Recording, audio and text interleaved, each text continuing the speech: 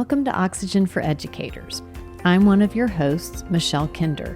It's our hope to bring you thought-provoking, unscripted conversations full of actionable ideas to fuel your important work in the world. Thanks for tuning in. This space is for you. Hi everyone, this is Michelle Kinder. Welcome back to Radical Hope, Inner Work with a Ripple Effect. We're going to take a short pause in our series. Part 2 will arrive in the new year. But before we step away for a bit, I wanted to share something that feels deeply connected to what we've been exploring together. How we keep showing up with heart, even when things are uncertain. I've been returning often to a short piece by writer and minister Victoria Safford called The Small Work in the Great Work. It's one of those readings that reroutes you in purpose every time you encounter it. Let me share a short passage from it.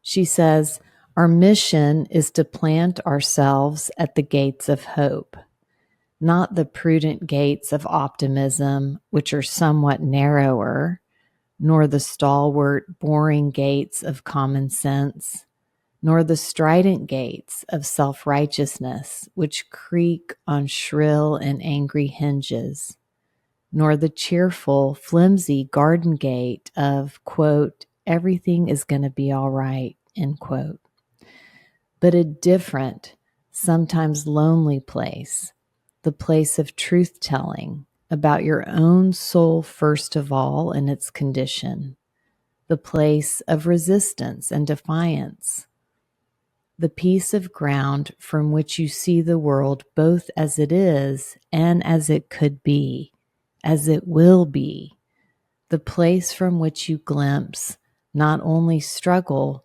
but joy in the struggle." When I read that passage, I think of educators, of how often you stand at those gates where realism and possibility meet. You tell the truth about what's hard, and you still hold space for what's possible. You keep showing up for young people, for your teams, for your communities, often without knowing if it will be enough, but doing it anyway. That's what Safford calls the small work in the great work. It's the small daily choices to listen, to breathe before reacting, to stay kind when it would be easier not to. It's the quiet acts of love that may never make a headline, but change the emotional climate of a classroom, a school, or a system. And together, those small works build the great work, the ongoing collective labor of creating a world where every child and every adult who serves them can belong and thrive. So as we pause, I want to say thank you for the small work you do every day.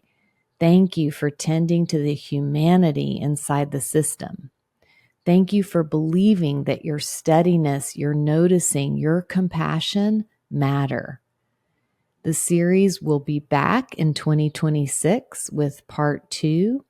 And I can't wait to continue exploring how to protect what's most human in us. In the meantime, keep tuning in.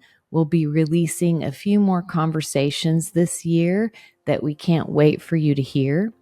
And each one adds another thread to this tapestry we're creating together. Until then, I hope you continue finding moments of rest, moments of laughter, moments that remind you you are already part of the great work just by showing up as you do.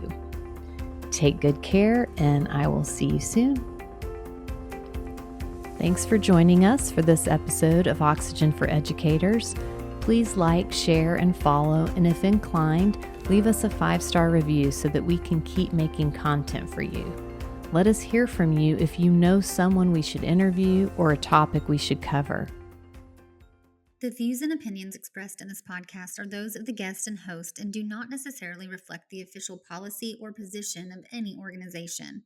The content is provided for informational and educational purposes only and is not intended as professional advice. Listeners are encouraged to use their own judgment and seek appropriate professional support when needed.